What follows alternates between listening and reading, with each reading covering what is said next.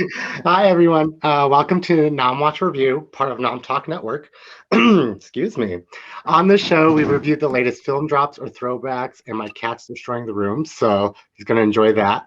Um, for a milestone while eating and drinking our favorite movies and snacks, or snacks and drinks.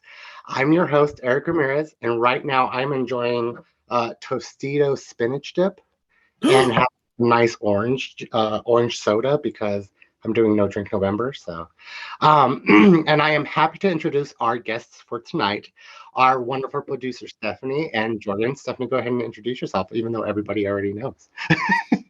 Yeah, go Jordan. No, you, Steph. Oh fuck. Okay. They know who I am. They know who me and Eric are. Well, everybody. Okay. Behind the scenes here on Nom Talk Network, but while I'm still unemployed, I might as well partake in the front yard of whatever we do. Tonight I'm having brisk iced tea, and then I found some popcorn that hasn't expired, and I'm really excited because it's candied Merlot wine with fruits and spices, eatable popcorn. It's called Pop Goes Sangria. Where did you Uh, get that what wine? promotion did you get that I from? did. I didn't. This was a gift from last year that hasn't expired yet. That sounds amazing. But it's from Eatable Popcorn. Please give us more popcorn so I can feed these people. Thank Yes, you. yes. Jordyn and I will definitely partake in the wine popcorn. Absolutely. Absolutely. I will volunteer as tribute. All Yeah. right, Jordyn, go ahead and introduce you to this lovely, lovely people out here. Well, yeah, y'all don't need any introduction, but I will. So my name is Jordyn Orozco. And it's so good to be on here. I feel like it's been months, but it's literally just been like, a couple weeks. I think the last thing I did was Rings of Power. That was the last thing I did, and that was, very sad. But I'm really happy to be here with Eric and definitely Stephanie, who deserves to be on the front center of everything. So, but yeah, tonight I am just having my traditional Mai Tai in my Yeti cup because it was a long day at work. And I'm so excited to talk about this film because it is one of my favorite karaoke go-tos. So I can't wait. My cat is also 4 months old and is learning how to destroy everything I touch. So if you see this like tuft of fur come in here, I'm gonna try my best to, but she's just the cutest little fur baby. So yeah. Nope, completely feel you on that one. This one's a little hellion, so he'll be running around. But luckily enough, I have this wonderful border. Speaking of it, what we are talking about tonight is the 1997 Anastasia, which is turning 25 years old this year, which is crazy because it makes me feel so old. So Blasphemy. old. But Blasphemous. we are going to have a great conversation about it tonight because we have lots to talk about. But before we do that, I want to know what you guys like. How did you see this movie for the first time? Like, what was your instance? Do you love it? Do you hate it? We'll start with you, Jordyn. So I'm really happy to do this film because this was the generation and around the time that Fox was just pumping out these like bangers, right? Like you had Fern Gully, right? You had Anastasia. I think you had Quest for Camelot, which Fox did too. And not only bangers though, but like the hits and the jams, right? Whereas like you listen and you watch these films and you all of a sudden know the lyrics, right? And it wasn't like a Disney film where it was like you were expected to know like the story and you were expected to kind of know the soundtrack. These movies just literally came out and you memorized the words and all of it. So when I was a kid, I think it was just on. I think it was just on. I didn't see this in theaters, but I definitely saw it when it was on TV one time, and I watched it, and I thought it was just the most amazing film I've seen. But also, I'm a huge fan of Fern Gully and a huge fan of Quest for Camelot. So when I sort of saw the similar animation when I was a kid, I sort of knew. I was like, when you're a kid, like everything is just Disney, no matter what it is. You're like, oh, this is Disney, and then you grow up and you're like, that shit was not Disney. Like that was Fox. That was 20th Century Fox, right, or whatever. And so with this one, it was, I saw it And I was like, oh, this is a really unique story. And then sort of just realizing that it was based on an actual like story that actually happened that you like sort of can research and learn about. Not 100% entirely accurate, but it was a thing that Fox kind of did. Was amazing. And then I remember, I think McDonald's it was when the movie came out, were selling the toys. And so I had some of the toys that were from the Anastasia like little McDonald's thing, and I don't remember what they were. I knew one of them was the potion that Rasputin did or whatever, and then it was like the bat or something that like was a Bartok. character. Yeah, yeah. So Yay. so it was one of those things where it was like it was a nostalgic thing. But I was introduced very young to this film, and I became a huge fan. Nice, nice. Before we get to you, Stephanie, we do have something from the chat. Q Ball, hey Q, welcome back. Says, hey y'all, it's good to see you guys again. I had chili and crackers earlier, and yes, it's freaking cold here in Illinois. Yeah, no, I took off my jacket, but we've had my heat up to like 90 all day because it's freezing here. So yeah, I'll trade you guys. But Wait, where are you again? Where are you again? Colorado. Oh, so my cousins are in Colorado and they're like, it's minus 23 right now. And I was like, what? It's what? Yeah. I only see that in a freezer. What? Yeah. So Yeah, we there's a town down south called Alamosa. It's called Mini Alaska because it drops under zero. So yeah, it's cold here. But Steph, how did you come across this movie? And to get the shocked look off your face of how cold it is here, how did you come across this movie? Do you love it? Do you hate it? What's going on? Uh I hate this movie so much. It is solid garbage. Like, you guys don't even know, like, these voice actors, who are they? But no, I'm kidding. I'm totally kidding. Garbo.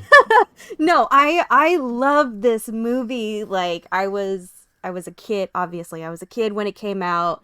I don't remember my childhood very well, unfortunately, which is kind of funny because, like, she doesn't remember her childhood either because, injuries. Oh my God, you're Anastasia. Shut Get up. over it.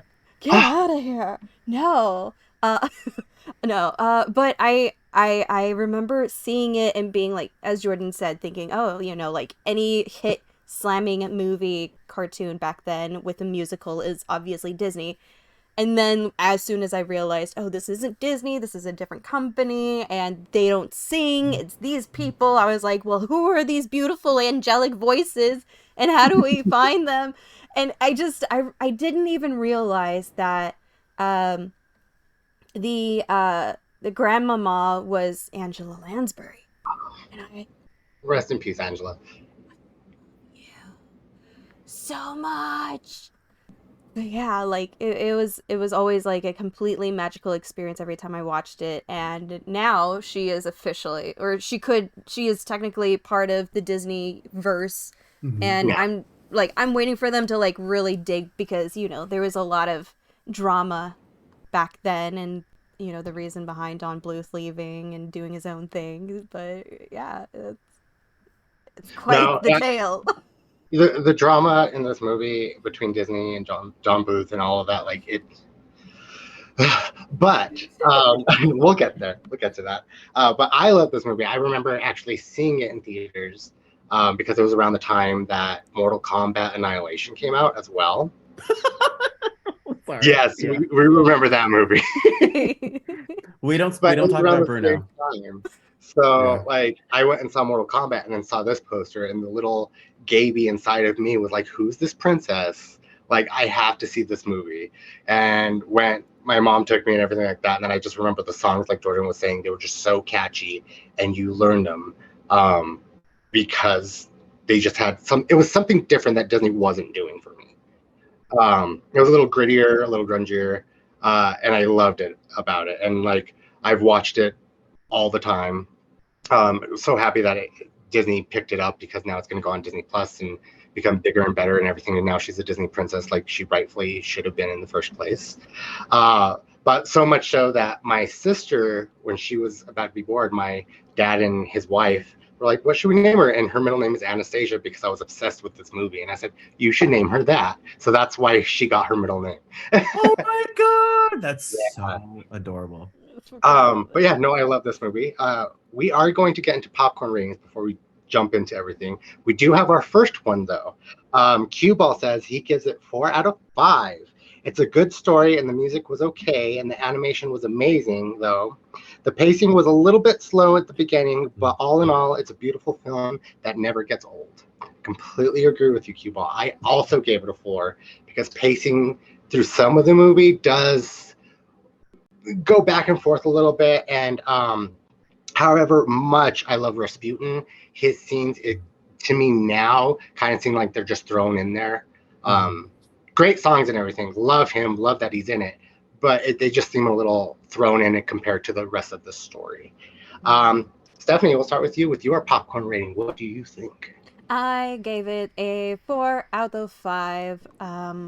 Because I do love this movie a lot. And according to one of my family members, we have like some blood ties to like people that worked in the palace or something. I don't know. I don't know. My white side is very Steph, saturated. you're Anastasia. Get I'm over not. it. Yeah. Shut Like, up. get. I'm gonna get my ass Dancing beat Girl one of Painted these You're Wig. the days. last of the family. We found her. We found Accept it. Princess Anastasia, everybody, No, after all yeah, this time. like Anastasia's sous chef or whatever. Like who knows? I don't No, know. no. You it. Accept it. But the music, the animation style, even though it is a little dated now, certain parts are a little dated, and I can tell, but like it still does so well, and I think that's really the main reason behind why I gave it a 4. Okay. Yeah. Okay. Yeah, I completely understand that. Jordyn, you gave us the lowest score. Call Point him that out. out. I I am, know. but I am very curious. So, okay. So when I originally gave the score, and to be fair, I was so Steph goes, "Hey, you can watch it on Stars. Here's this, blah blah blah." And I was like, great, because I was kind of watching it on bootleg because I haven't seen it in like years at work while I was like doing work in the background. So I kind of like just to remind myself because I haven't seen this movie in a very long time. And then she was like, "Oh no, watch it." And so I came home, but then all this stuff happened at home and I couldn't watch it like, like on TV or like do all that stuff. So I was like, ah.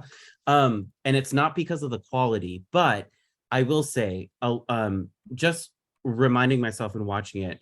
So the animation style is beautiful. It's amazing. It reminds me almost of like a Iron Giant, type of like animation style that came out back then, which Iron Giant's one of the most amazing animation films that came out. It was very like Norman Rockwell meets like these three Ferngully, Quest for Camelot, Anastasia, like, animation styles. And it was beautiful. And it was absolutely amazing.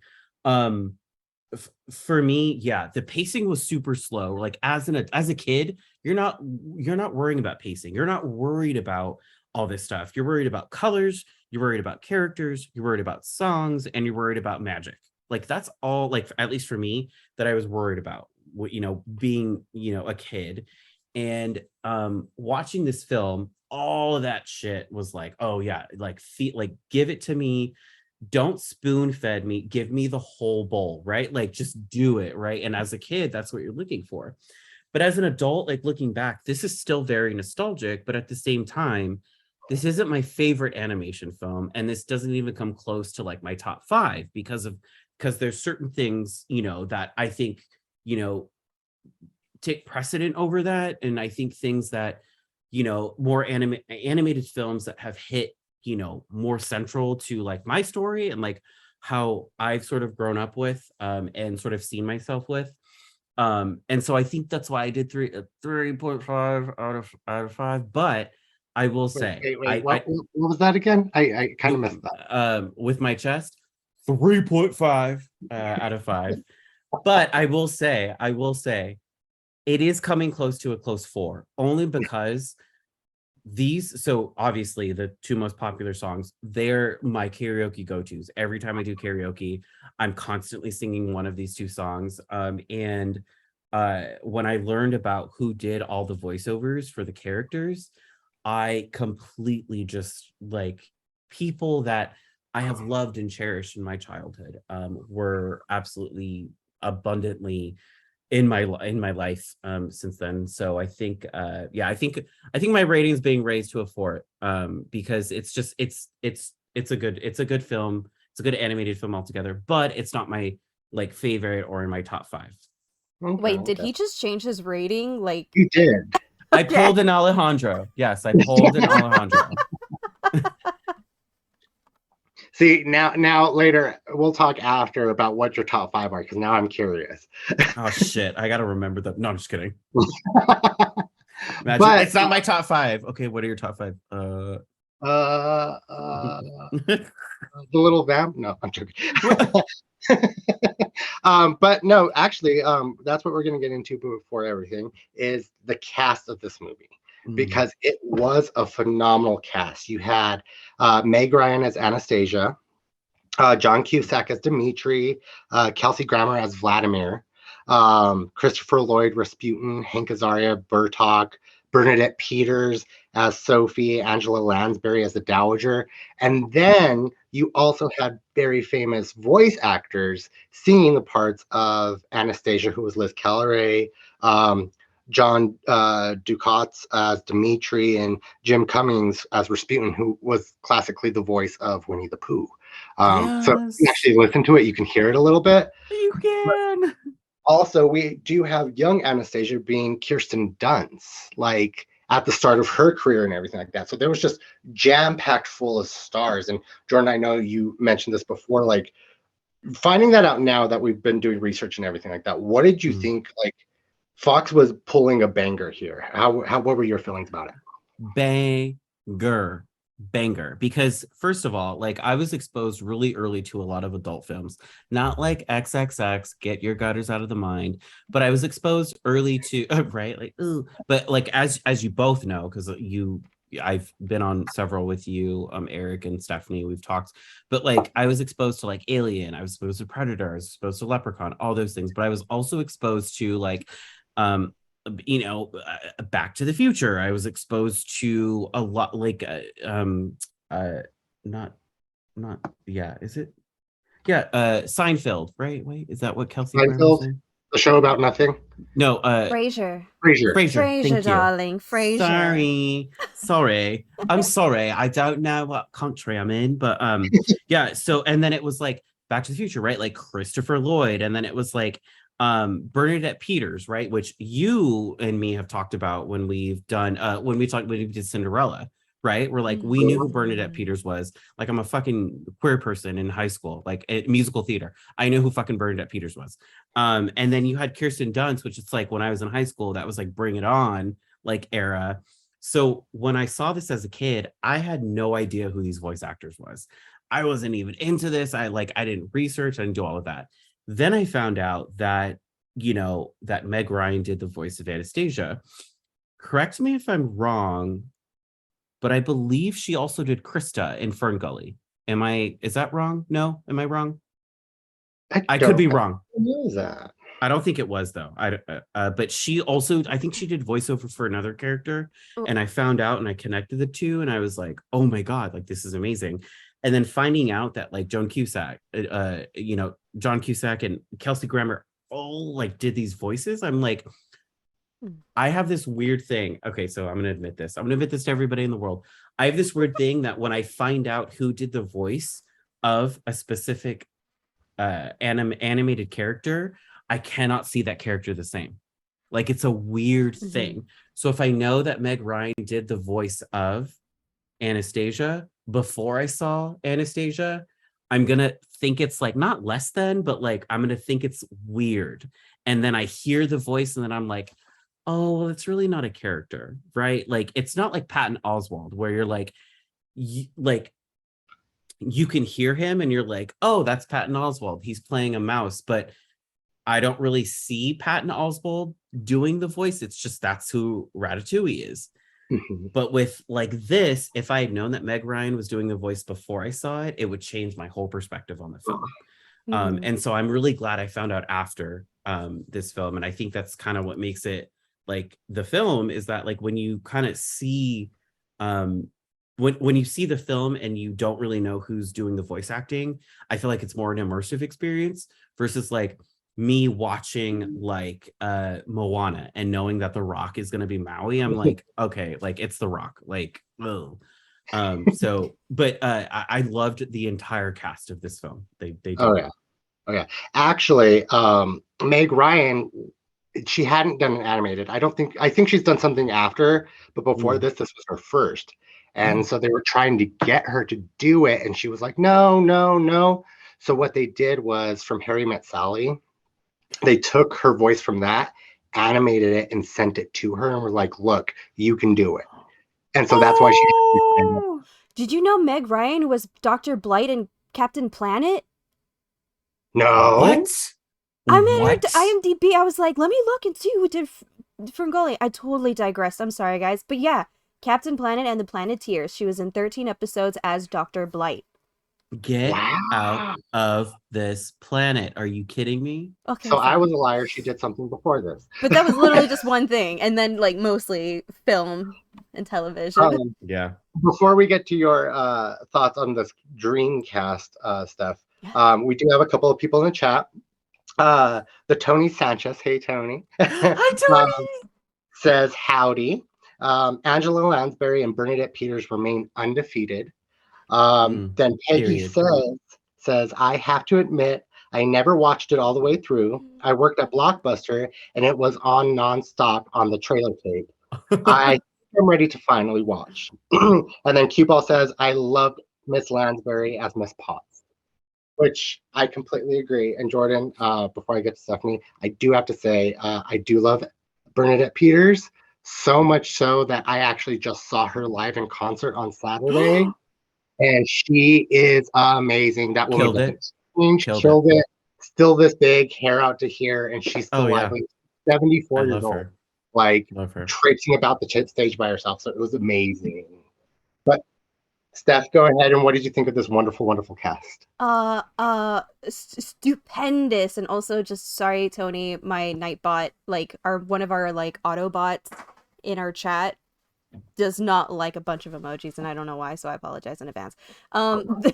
The talent behind it really did make it as good of a film as I think of it to be. Like I didn't even realize that it was Meg Ryan and John Cusack or Kelsey Grammer. I had no idea it was Kelsey Grammer. I love Christopher Lloyd. So when he starts talking, I'm like, oh, I know who that is. That's the doc. that is Fester Gomez. Like that's the goat right there. That's the goat. And Bernadette Peters is just phenomenal, and I'm so jelly you saw her live. Like I know. It's magical. It was a splurge ticket. I saw it online and I was like, we're buying these. So me and my partner went and we had a great time. We were not the best seats because they were expensive. But still, like, I'm there for her voice and her personality, not super expensive seats. So right. I would think her voice just resonates even with, like, if the microphone went out, you'd still hear her beautiful, beautiful angelic voice. Oh yeah, and she's so lovely and freaking funny as ever. Like there's no denying that woman. I love it. And then fun fact, Gretchen Wieners from Mean Girls is the singing voice of baby Anastasia at the beginning. It's Gretchen Wieners. It is not her. It's Lacey Chabert. Lacey Chabert, yeah. Chabert's. Yeah. Well, maybe that's why, because her hair is full of secrets, so she didn't reveal that. But yeah, like each person did such a great job giving their character life, giving their character the personality, and yeah, like that's all I can say about it. It's just Oh yeah, no, I completely agree with you. Like every character made this their own, and this is John Cusack's first animated thing too. So he was really just thrown out there, and I think he did a great job. Interesting fact about the voice actors, actually, to give them their little singing, the singing actors that voiced Anastasia, Dimitri, and Rasputin, to give them their little. Liz Calloway actually was brought in because the girl they originally hired couldn't make it to the recording session. So they brought Liz Calloway in and had her just do like rough tracks to show Fox, and they liked her so much they brought her on and hired her to do the singing voice. Good. Yeah, and then Jonathan, Good. who sang Dimitri, was Broadway, and like they filmed him doing everything. So that whole thing when they're doing singing, there's the Rumor? opening song. Yeah, there's a rumor. That whole thing that he's singing, everything like that, they filmed him dancing around, and they just drew what he did. So that's all him, Wow. which is great. So, Oh my God. but let's get into this movie because we have a lot to talk about. So, starting this, we are in Russia, and we are at a ball for the Romanov family. And we see the Dowager Empress, who's played by the wonderful Angela Lansbury, and we meet the Grand Duchess Anastasia. Everybody's partying, everything is going well, and then Rasputin runs in and kind of throws the party into chaos because he's mad at the Romanovs for exiling him, and he vows revenge on the family within a fortnight. So within that fortnight, all of Russia, he convinces them that the Tsar and everybody's not good, and they go and attack the palace. Yeah. Can we explain what a fortnight is? Fortnight is actually don't know what a week. It's 2 weeks. I 2 just want weeks. everybody to know, because let me tell you something. When I first heard that term, I was like, what the hell? Like, I thought it was the video game, right? And then you have to like look it up, and you're like, Well, I mean, that 2 did weeks. happen too, but we're getting there. Yeah, it's an old term for 2 weeks. That's what it 2 is. weeks. Oh, So- I thought it meant the night before. No, I thought it it's was 2 like- weeks, girl. 2 weeks. Okay. 2 weeks. Well, This 2 is weeks. some Pride and Prejudice shit. Yeah, sorry. Go ahead, Eric. I'm sorry. So within 2 weeks, I'm not going to say fortnight anymore. Within 2 weeks, he will have his revenge, and in that 2 weeks, he pretty much convinces Russia to have the Russian Revolution, break into the palace, kill the family, everything. Luckily enough, the Grand Duchess or the Dowager Empress, Angela Lansbury, and Anastasia get away with help of a little servant boy. Unfortunately, Anastasia gets left on a train, gets some head trauma, and then we jump 10 years later and we see, well, that's what happens. No, I know, but it just sounds funny. You would try to explain, like, you're like, gets a little head trauma, and then she a girl. But yes, head trauma, and then we jump 10 years into the future. Jumping 10 years into the future, Russia has now turned to communist rule, and it's kind of locked down. You can't do anything without the police knowing what you're doing. Can't even get out of the country. But that's when we meet Vlad and Dimitri, who are on the search for an Anastasia lookalike. Because the Dowager has been looking for her, who went to France, has been looking for her, but nobody seemed to find her. So there's a bunch of people auditioning. Favorite is the old lady being like, "Grandmama, it's me, Anastasia. Love her. Want to be her for Halloween one day." But we see them auditioning people, and there's just nobody hitting it. And then we meet Anya. She's coming from a foster home, not knowing who she is, because again, she got head trauma when she was a little girl. Wonder who it is. But then she leaves, and she's told to go and work at the fish factory, but she decides to go in a different direction and sings the first song, Feet Don't Stop Me Now. And this is where I'm going to go to you guys because I love this song. Stephanie, up to this point in the song and everything, the songs that we've had, what do you think so far of the movie? So far, sorry, I also muted in Nubius and I forgot about the button. I've done it before. There's a reason why I'm usually behind the buttons, not in front of the camera. Up to this point, when she's like, "Show me a sign, anything," my brain's like, okay, so she believes that there's a god. Noted. And then the dog, Puka comes around. Puka causes some shit and is like being all mischievous. It's like, girl, that is your proof right there. The fact that you had to fall face first into snow to realize this is very unfortunate, my lady. But yeah, she's singing the "Heart Don't Fail Me Now." I was like, yes, girl, get it. Yes. But the part where, okay, so in that montage where she's like, the dog is playing with the kids, and the family comes out, and I'm like, I'm not used to just suburbia kind of lifestyle where like a random person can just be in the street playing with your kids and you're just totally cool with it. Like that is not something I was raised to be okay with. But great, like I'm glad that she didn't decide to go and live a boring life in the fish city, fish market, fish whatever. town market, the fishy place. But like in my first time watching it, I was like, well, where is she gonna go? What is she? How can she afford going to these places? Like in my brain, I'm like, as a child, how did she afford getting to where she went? Where was her orphanage in comparison to St. Petersburg? Like, how long was that journey? And so, A+ for a neurodivergent child, but yeah, those were the questions. And also I was like, I want to be a princess that just dances in the snow and then, experience snow, and no, I don't want to be that princess ever again. You can switch me places. We've had snow. No, I'm okay now. Thank you. um no, I understand that, like all the questions and everything. But Jordyn, before we get your answers, we do have some chats. First off, Tony says rude.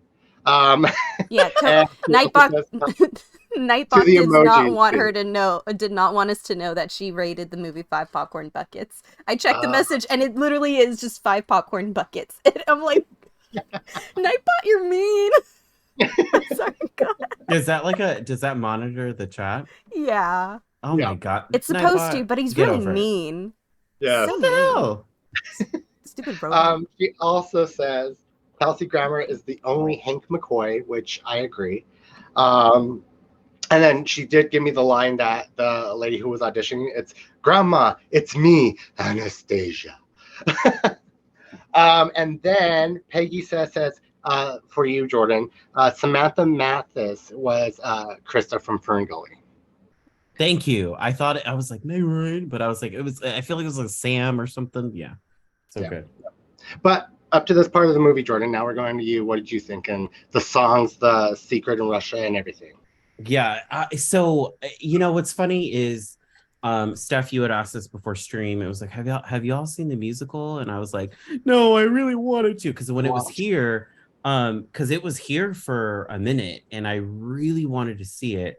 And clearly I never did. But I listened to the entire Broadway soundtrack, and because I was like, I need to remember, I want to know. And it was a really good adaptation to the screen, and much like a lot of these Broadway plays that do emulate like Disney, like when I saw Frozen, right, there was some like new additional music that wasn't in the movie that was added into it, which adds to it. And with this one, it was the same way, where there was things that there was music that was added into sort of like the Broadway soundtrack that wasn't clearly in the movie adaptation. And so that being said, remembering sort of like, and seeing this sort of like as an adult, it was I feel like it sort of brought back that nostalgia where it was just like, it brings into really, bro, sorry, my cat's like right here, get out of here. It brings into sort of context. No, she was like literally gonna do this, and I was like, nah, like we're not gonna have that today. It brings in, sorry, I'm so distracted right now. Okay, good, she fell off. She did, sorry everyone, cats are weird. So for me, for this, up until this point, that's I think what hooks you, right? Like it hooks you into the movie, it hooks you into what it is. Journey to the Past by far is probably one of the greatest like animated like songs that was ever made, because you remember it and you're on a journey to her, and she's like, I'm traveling, I don't know who I am, but I know that there's greatness along there. And you have the dog who's like just like playing in the snow, and you're like, oh my God, this is a really good song, right? And you like sort of remember this, and then up until this point you sort of get immersed into the story, right? You're already hooked into who she is, you already kind of know and suspect who she is. And then you sort of get the feeling of how the film is going to go. And so I think this is definitely part of the film that you're like, yes, it hooks you. This is exactly what it's going to be about. But you still don't know, right? Because, you know, as a kid, I don't know the story of, you know, the whole family, like the royal family that got killed and murdered. And then there was like a conspiracy theory that like one of them survived, right? Like, and is living their life out in the world. So I do feel like it is definitely the hook is this part of the film. Yes. No, I completely agree with you. Journey's to the Past is one of my favorites. But moving on, so Anastasia goes to St. Petersburg, and she's trying to get to Paris because she knows she just has to get there. Doesn't know what's there, but has to get there. And somebody tells her to go and meet Dmitri because he can get her there. So she goes to the royal palace, and they're still racking their heads on who to hire. And then we get the song Once Upon a December, and she has this whole flashback moment. There's royals coming out, royal ghosts and everything, and Dmitri and Vladimir hear her and kind of stop her and see that with the family painting that she looks very similar. And ding, ding, ding, they're right. But they don't know this yet. And convince her that they will take her to Paris as Anastasia and convince her she's this Duchess Anastasia to meet the Dowager Empress, and she will get her whole life back. She doesn't have a family. She doesn't know who they are. This is what the Dowager wants. And Dmitri and Vladimir want money. So it works out for everybody. In this, we meet Bartok, the little bat that was Rasputin's little buddy, his right-hand man, played by Hank Azaria. And he gets taken because the little crystal gem magic thing that Rasputin has gets woken up and goes down back to Rasputin to give him back his powers, and we get In the Dark of the Night, which is also one of my favorite songs because it's great. Jim Cummings did a great job with that. It's so catchy and weird. And so he realizes Anastasia's still alive and vows to kill her because he's stuck in this limbo because he vowed to kill all of them and she's still alive. So we get them on this train to go to France to meet Sophie, who is Bernadette Peters, and they have a song called If You Could Learn to Do It, where they're teaching her this entire thing of how to be a princess, pretty much, from walking, talking, hair, everything. And this is where Rasputin gets his first chance to kill her when they're going across on a boat, and he sends his little demons to make her jump off. Then we, luckily enough, gets her saved by Dmitri. We land in Paris and meet Sophie and have this beautiful, which I think this is one of my favorite animated musical songs, just the way they did it for You Can Learn to Do, or Perry, what is it called? Sorry. Perry Holds the Key to My Heart, which I think is beautiful. So this was a lot of information. But what did you guys think about it? How they did, how the story pacing wise, because this is where it jumbles for me. What did you think about it? We'll start with you on this one, Jordyn. So this was one of the songs that I forgot until I listened to the Broadway soundtrack. What?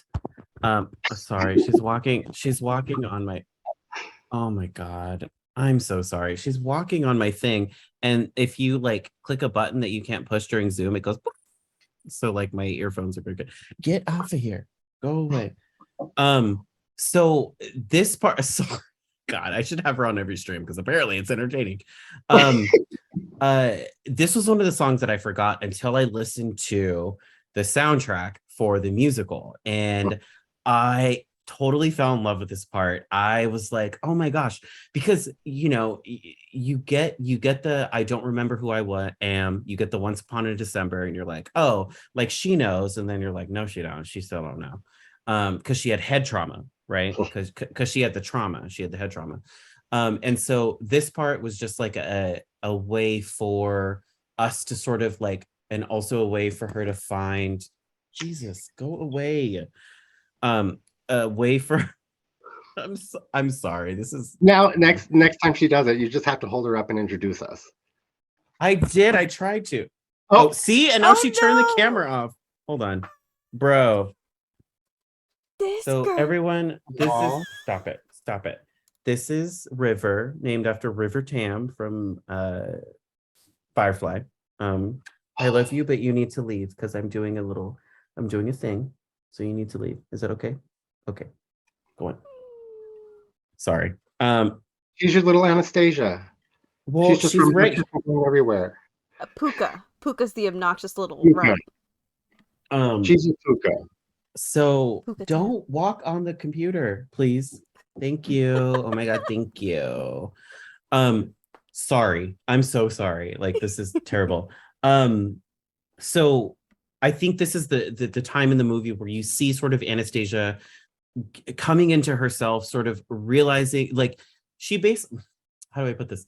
She basically is like, oh, I'm gonna experience street life. And then she does, right? And she experiences life, because she's an orphan. She doesn't know she's royalty. She doesn't know she's from all of this like lineage of like money and family and like all this stuff. And she sort of just realizes that there is community within sort of like this, I don't want to say like peasant, right? Like peasant life, but sort of just this area of her realizing that I can still be human without like, and live a normal life, right? Like, and so I feel like this was definitely one of those moments where it was like a milestone for her before she realizes, and becomes who she is. Uh-huh. Oh yeah, no, like this whole sequencing, ever though, like it gets a little slow, just story wise, especially when they're on the screen. But other than that, like I love the songs in this. Like I said, Puri Holds the Key to My Heart is one of the best animated things I've seen, just because it's the 3D aspect as well as animation. So it was just great for me. Steph, before we get your comments on this whole section of movie, we do have some comments. Tony says, work, haunted mansions, ghosts for everyone. And then she also says, River is my favorite terrorist. For you, Jordyn. She said, don't touch the thing, bro. I told you no. We should get like a little kitty cat laptop with a little heating mat, and that's probably where she'll like live. Yes, yeah. She needs to, because she's bugging the shit out of me. So how old did you say? 4 weeks? No, she's 4 months, and she needs to. Yeah, it just gets worse from here, and then it'll get better. So I'm hoping she mellows out, because I'm trying to get her to mellow out. But sorry, don't talk. Stop. Are you serious? Look, okay, you know what? Whatever. Sorry, it's not about my cat. It's about Anastasia. Keep going. Yeah, if I just randomly disconnect from the, I'm sorry. I will come on as soon as I can. I'm gonna pull her off as much as I can, but she's super quick. So. Oh, little ninja. I'm so sorry. This is terrible. It's okay. I don't see cats, so I always enjoy seeing them, even though they're being little mischievous little fuckers. But yeah. Oh, she's yeah. Yeah. But Steph, what were your thoughts on this section of the movie? Yeah. Okay. So this portion of the movie, I love. There's so much. There's so much. First, there's the train, and she's like, "Oh, after you! I'm not jumping off this bridge." And then it's like, it's so funny how like they went on a train, did not work out. Went on a boat, did not work out. Like, what happened? Like, is there a car accident that we don't know about, kind of thing? I love that we kind of get a little bit of the history behind her character in the If I Can Learn to Do It song. Paris Holds the Key to Your Heart is friggin' magical. We were just watching it, and I was pointing, and I was like, isn't that like the art style of Van Gogh? And yes it is, like Starry Nighty looking. And it's just I love how they like kind of took little tidbits of France and Paris.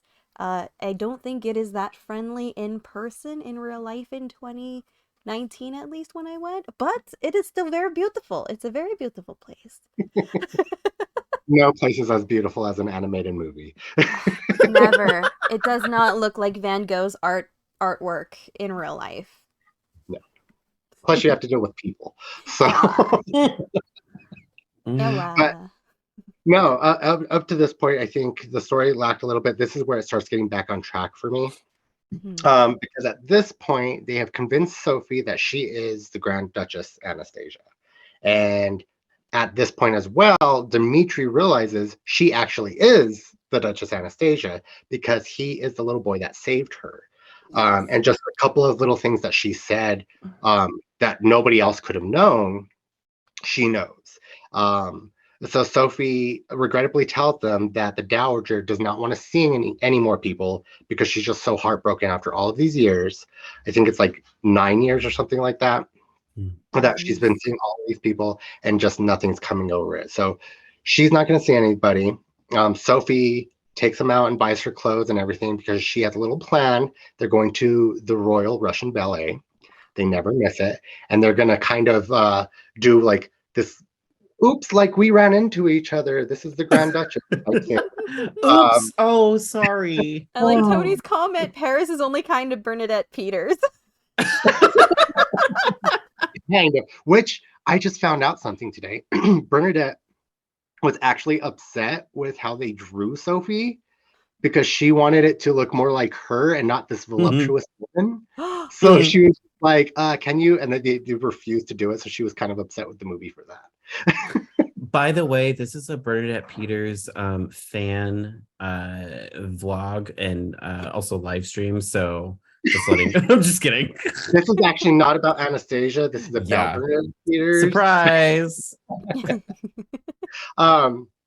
But Dmitri goes in, he sneaks past Sophie to talk to the Dowager, and she knows exactly who he is because obviously he held auditions in Russia. And Anastasia overhears this conversation. And her heart gets broken because he was using her the entire time, and he tries to explain, yes, but then you are her because I was the one who saved you, blah, blah, blah. He gets criminal charges because he then kidnaps the Dowager to go and take her to Anastasia. Who does that? Crazy across London, and then the Dowager agrees to meet Anastasia. And again, those little things like with the locket and the key and everything come back out, and the Dowager does find Anastasia. So she's at long last found. The Dowager is happy. She's happy because she knows who she is. They throw a huge ball.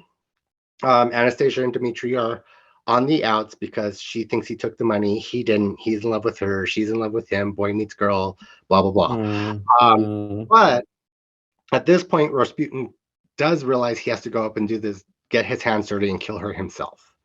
So he gets the puppy to run out through this field and get her on a bridge so he can finally kill her and go into the afterlife because that's what he wants. Well, that's his only option at this point. Tough little cookie, and she fights him. You thought Dmitri would do more, but nope. She fights him, and she ends up killing Rasputin. And Dmitri and her realize that they do love each other, and they're going to elope and everything. So she gives up her crown, even though her grandmother did tell her, he loves you. He didn't take the money. Choose whatever you want. You'll always be my granddaughter, and I will love you. You will never lose me. She gives back the crown and the jewels and runs off on a boat with Dmitri. And even Bartok gets a little girlfriend at the end of the movie. So summing this all up with Rasputin dying, her realizing who she is, and the connection and everything, what were your thoughts on how they encapsulated the end of this stuff? I mean, like, look, she doesn't really choose to finally be like, okay, fine, I'll go see this Anastasia. She's straight up like in front of the hotel, like, well, it's not like you're gonna let me go home, so I guess I have to. But also, like, interesting how she tells Anastasia that he didn't take the money. I guess she just kind of like said, "You're good to go. I'm not gonna press charges because you actually did find my daughter. You slick con man." But in my mind, I'm like, well, if she does say no to the crown, what does the queen do? Like that situation like gave me Princess Diaries throwback where like the queen had to like she was about to announce, oh, actually princess is not a princess anymore. She gave up, so we're gonna, like it gave me that kind of moment of like, well, great. Now what's this dowager lady gonna tell everybody that's actively at the party right now? Like they're all dancing, they're all having a party. She's gonna come out, oh yeah, guys, just kidding. Just kidding. She's actually dead. Sorry. She died outside, like right out there. And stupid Puka. How dare Puka? Puka the dog. Puka Cookie. I can't believe it. How dare you go into that garden at night? You never go outside at night. How dare dog? Because we don't see, like, maybe he's chasing, like, one of those little flappy demon-y people. Who knows? We don't know. We don't know. We don't see. How dare. So in my brain, I'm like, Puka, what the fuck? Yeah. But I will say, like, it's great to see a princess, like, pull up her pants or put up her dukes and beat the antagonist, even though Dimitri helped, but great. Like she took him Cute. down, and I loved how she was like, Das Vidania, and then boom. Yes. You said goodbye, so at least that was your cutting ties. I'm glad that you had closure, Anastasia. Yep. No, I complete closure, and that Das Vidania is great. Jordyn, before we get to you, we do have Tony in the chat again. She says, Paris is only kind to Bernadette Peters. Yeah. She also says, every so often I put on Sophie's accent and say, come now, come to the door for no reason. I can only imagine her right now. Rob, come now. Oh my god. But Jordyn, what did you think about this whole last end of the movie? Did you like the pacing, the characters, like what they did? Yeah, sorry. I would have been like, give me the crown, bitch. Bye, Dimitri. Sorry. But then like Steph said, like logically, what is the next step? Like, do you know what I mean? You're like, okay, do people accept it? Do people not accept it? Is there going to be civil war? Is it going to be Anastasia, Avengers Civil War? Who knows, right? Like, we have no idea. Like, right? Like, is Rasputin going to come back as a zombie? Like, who knows, right? But I think, because now we've gotten to the point where it's like, oh, this could have happened. Like in reality, now it's just like, okay, 20th Century Fox just took it to like a what if Marvel situation where you're like, okay, this is Anastasia if she became like, if she was alive doing this, she became a badass bitch and like did all this stuff and got all this experience. But I do feel like it wasn't like a Disney happy ending. Like it was more of a Fox 20th Century happy ending where you're like, cool, this girl has experienced all this trauma. She's experienced all this shit. There's this old dude who's like coming and is like, I'm just gonna fucking have to kill you. And she's like, no, you're cute, but no, and like not cute in a way where like you're physically cute, but like that's cute in the way that you're thinking. And then she beats his ass and basically is just like, all right, like you're dead, right? You saying And that, I just pictured Alexis from Schitt's Creek being like, wait, oh no, that's cute, but I'm gonna kill you right now. And then she does. And so but I think the way that the movie ended, I think it was perfect. I think it was done well.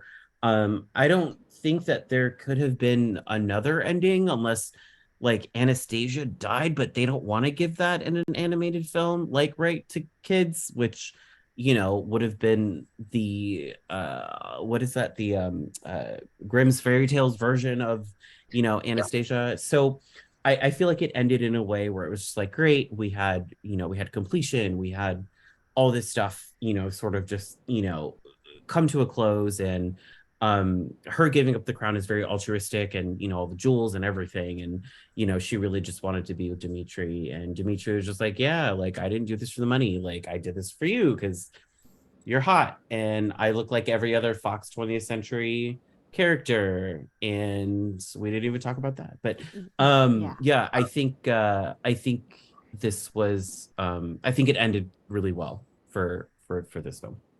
Yes, I agree with you. It had a good button. Yeah. I do want to say that a lot of people did have issue with this in Russia and like a part of the royals because of how they represented Anastasia. Sure. They were like, you gave this like big old happy thing, and they're like, no, we took the story and then just built on it to create our own little thing. But they were like, you're gonna make people believe that this is actual fact, like this Duchess came back and she's alive somewhere, and it's like, really? Yeah. Like the cartoon. from Fox. Wait. So you mean what Disney does to every like film or to every right? Or like Cinderella, like Beauty and like you don't want to. Yeah. Anyway. Hold on. Okay, so we do have a couple of comments before we get to final thoughts and everything like that. Tinspiration says you can practically hear the inferred das Vidania when you're saying that. And then Peggy says she allegedly lived in the States until her passing in like the 80s. That would have been as solid as of an ending. So that's apparently there's been a couple like Anastasia knockouts out there, but they did find her body and they DNA tested. She was still a little girl. Rest in peace, Anastasia. And now look, here's mine. Hi, look at. Yeah, I threw mine out the room because she was pissing me off. So that's where you went. Yeah, sorry. Like I should go. I'm not in the mood right now. But now we are coming to a close. I do want to guys get your final thoughts on this entire movie, how well you think it's aged, and will you show it to people in the future? If you have kids, will you show it to them? Also, what did you think about the directing from like Don Bluth and Gary Goldman throughout this entire thing? We'll start with you on this one, Steph. Okay. First, I will start off by saying my partial reading, because I have partial hearing, partial reading sort of situations. I could have sworn it said Gary Oldman for a moment. Yes.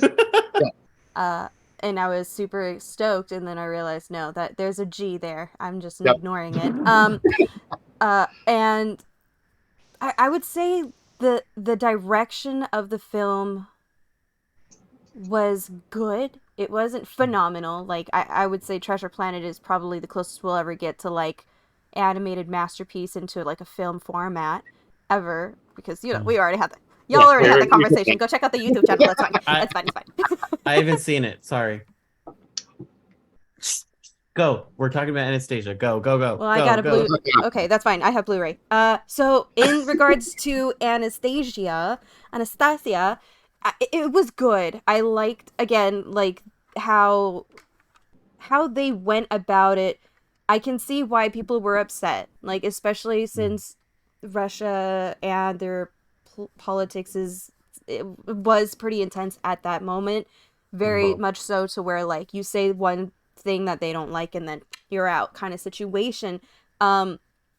So I get why people would be upset, but I did like the direction that it went. It was very fairy tale. It was very like let's give her the princess fairy tale story that we wish she had kind of situation. And with the little magic and little demons and like this giant green thing destroying a train track, it's ridiculous. But at least she's finally got that like Disney-esque style fantasy film that, I think she would have enjoyed as well if she was a kid and alive and saw it. Yeah. She might. Oh no, she would. She would by the point. Right, yeah, she would probably be like, "What's this garbage?" Garbo. We do have a comment. One more. Tony says, "Full-on warning: do not go looking through that Wikipedia article on the last moments of the Romanovs. It's very detailed, so don't be doing that."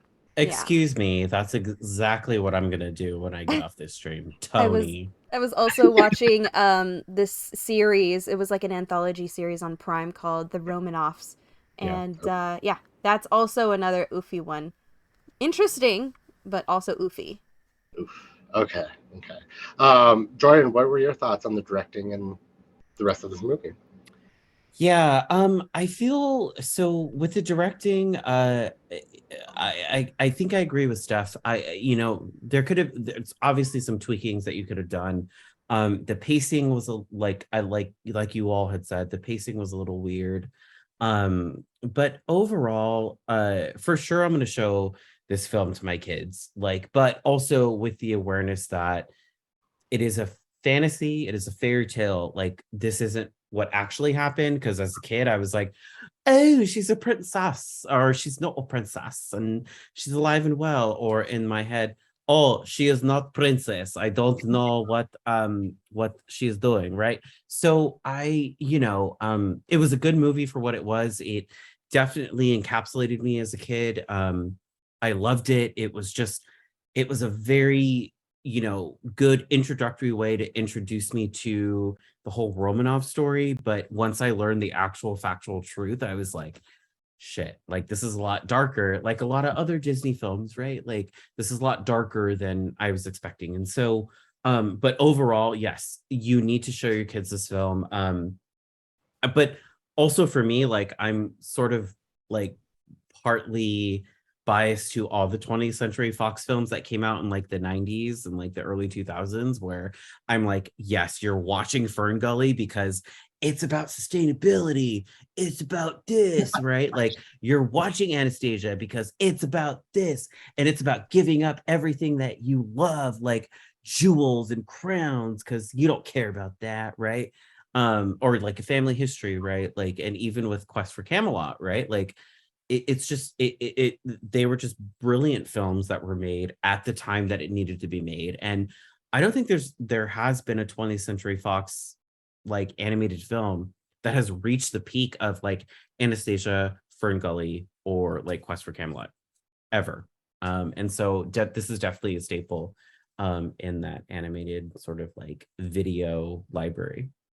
Oh yeah, I agree with you. Fox was definitely good at being more, even though they were fairy tales and everything, more realistic and bringing aspects of human nature and human culture and everything like that, and actual real world problems into it, while keeping their characters very grounded in the fact that they know they are human. So I did appreciate that about Fox. Let's see if they keep it up with movies that they're going to come out with now, since they're Disney, but who knows? I mean, Disney's getting a little gritty too. I mean, who knows? But that is the end, and we had a great journey to the past. Talking Love it. Aaliyah's cover. Mwah. Oh, poor Aaliyah. Rest in peace too. Double chef kiss. But I do want to thank you guys for joining me and talking about Anastasia. Please, and thank you all for tuning in as well. Please join us on our Discord to keep this conversation going. Jordyn and Steph, go ahead and let the people know out there where they can find you. Jordyn, we can start with you. I'm on Instagram, City of Stars 13. Yeah, I was like, did I change it recently? No, I didn't. No, I'm not going to change it. City of Stars 13. You can find me there on Instagram. I usually post on my stories more than I post on my actual posts. So do that. I've said this for like months, but I'm looking into doing a Twitch stream and doing a lot of wonderful stuff. A lot of them done with school. So keep an eye out on the press. Oh, perfect. Exciting. And Steph, we know where you can find you, but go ahead and tell people. Yeah, you can find me there. Nom Talk Network. Again, I am usually behind everything social and obvious, twitchy, whatever's. But you can also, like, I'm tagged as well through Nom Talk, my actual Instagram. But you can check out my Instagram, my TikTok, and my Twitter. They're all different, so just Nom Talk Network is probably going to be the easiest way you can find me. Yep. Please follow this wonderful individual. Yeah. Please, like, especially if you want to see like some red carpet shit on Wednesday. Yes. Period. But no, please follow her, please. I just want an email with all those things. Just saying. But I am your host, Erric Ramirez. You can find me at Heartless7. That's HARTL, the number 3, SS, the number 7, on all platforms: TikTok, Instagram, Snapchat, all of them. Also, you can subscribe to our platforms here at Nom Talk at Nom Talk Network. Until then, tomorrow we are going to do Casablanca, I believe. We're still on for that one, the 1942 Casablanca. But until then, everybody out there, have a nomorific day.